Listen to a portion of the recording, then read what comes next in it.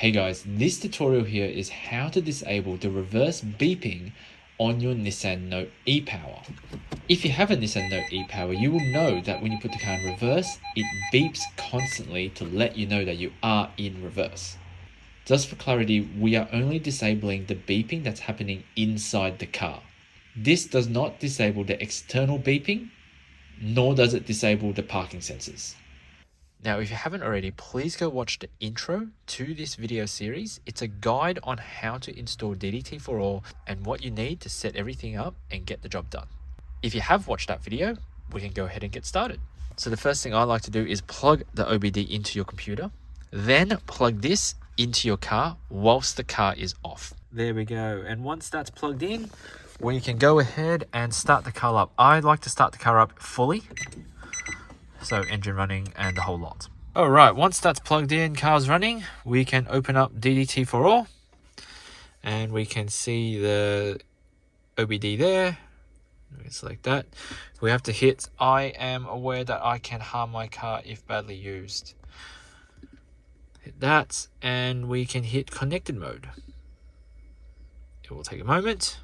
Once that comes up, we can make that bigger. Now what we need to do is select the car that we're going to be modifying. So you would think that we'd be selecting a Nissan Note, but we're actually selecting a, where is it? Navara Alaskan. That's the one we're selecting.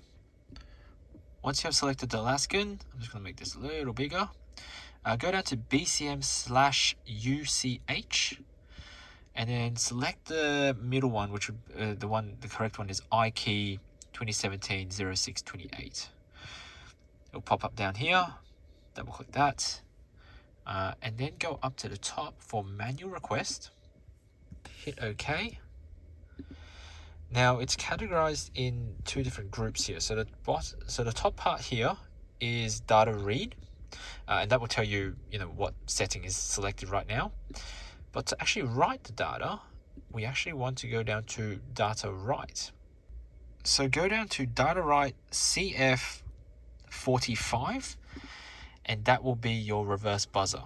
So it defaults to without, but you can select it to with or without. I'm going to select without, execute, and that, if we put it into reverse, that's just the parking sensor, but the regular beep is no longer here.